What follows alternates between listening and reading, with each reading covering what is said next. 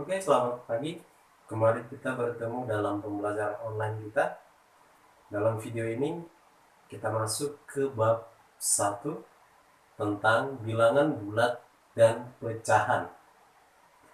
Baik, 1.1 kita membahas bilangan bulat dan lambangnya. Apa sih lambang bilangan bulat? Bilangan bulat dilambangkan dengan huruf kapital Z, ya, huruf besar Z. Nah, saat kapan kita bisa melihat bilangan bulat dalam kehidupan sehari-hari? Nah, kita sering jumpai bilangan bulat pada skala termometer yang dulu masih menggunakan air raksa. Ya. Jadi di sana jelas skalanya itu menggunakan bilangan bulat. Selain itu, ada lagi yang lebih jelas saat kita belajar di SD tentang garis bilangan. Ya, di garis bilangan itu sudah jelas itu ada bilangan bulat mulai dari negatif, 0 dan sampai positif. Nah, sekarang bilangan bulat itu sebenarnya apa-apa saja. Bilangan bulat itu ada terbagi 3. Yang pertama bilangan bulat negatif, bilangan bulat 0, dan bilangan bulat positif. Kita lanjut ke materi 1.2, penjumlahan bilangan bulat dan sifat-sifatnya. Oke, kalau mungkin ditanya berapa 8 tambah 3, mungkin semua anak didik kami dengan gampang menjawab 11. Ya, itu termasuk penjumlahan bilangan bulat. Bagaimana kalau misalnya diubah sedikit? 8 ditambah negatif 3. Nah, ingat, kalau untuk proses penjumlahan bilangan bulat, positif ketemu negatif, hasilnya negatif. Negatif ketemu negatif, hasilnya positif. Nah, 8 ditambah negatif 3 sama itu dengan 8 kurang 3. Nah, saat kita di SD bagaimana kita menggunakan penjumlahan bilangan bulat menggunakan garis bilangan. Kalau dia positif berarti dia ke kanan, ya. Kalau dia negatif berarti dia bergerak ke kiri. Nah, kita selalu biasanya itu awali dari 0. Kita masuk ke sifat-sifat penjumlahan pada bilangan bulat. Ada beberapa sifat. Yang pertama, sifat komutatif atau pertukaran, di mana A tambah B sama itu dengan B ditambah A.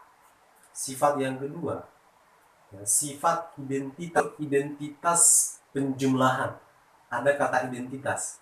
Ingat, identitas pada penjumlahan adalah 0. Kenapa 0? Nah, bilangan berapapun ditambahkan dengan 0, hasilnya tetap bilangan itu sendiri. Makanya 0 itu merupakan identitas pada penjumlahan. Sifat yang ketiga yaitu sifat asosiatif atau pengelompokan, di mana A tambah buka kurung B tambah C tutup kurung sama itu dengan buka kurung A tambah B tutup kurung tambah C. Artinya terjadi pengelompokan, hasilnya sama. Dan sifat yang keempat adalah sifat tertutup. Artinya suatu bilangan bulat dijumlahkan dengan bilangan bulat, hasilnya akan kembali bilangan bulat. Misal negatif 3 ditambah 2, hasilnya adalah negatif 1. Negatif 3 itu adalah bilangan bulat, 2 adalah bilangan bulat, hasilnya 1 adalah bilangan bulat juga. Oke, kita lanjut materi kita 1.3, pengurangan bilangan bulat. Hampir sama dengan penjumlahan bilangan bulat. Misal sebagai contoh, 2 kurang 5. Kalau kita menggunakan bantuan garis bilangan berarti positif 2 ke kanan, negatif 5 ke kiri, maka hasilnya sama dengan negatif 3.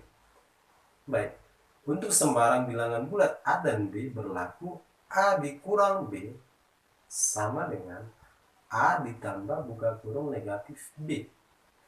Baik, saya rasa untuk bantuan garis bilangan itu kita jumpai di SD.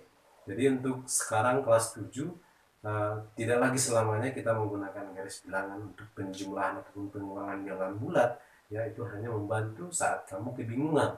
Jadi saya harap kamu memang menguasai, bisa dengan lancar saat misalnya ada soal 3 kurang 4, ya namanya negatif 1, 5 dikurang 6, negatif 1, ya negatif 3 kurang 5 sama dengan negatif 8. Itu memang harus dilatih ya supaya kamu lancar. Dan apabila ada yang kurang paham, silakan berikan pertanyaan di kolom komentar. Sedapat mungkin nanti Bapak akan berikan penjelasan ulang yang lebih sederhana. Demikian, terima kasih.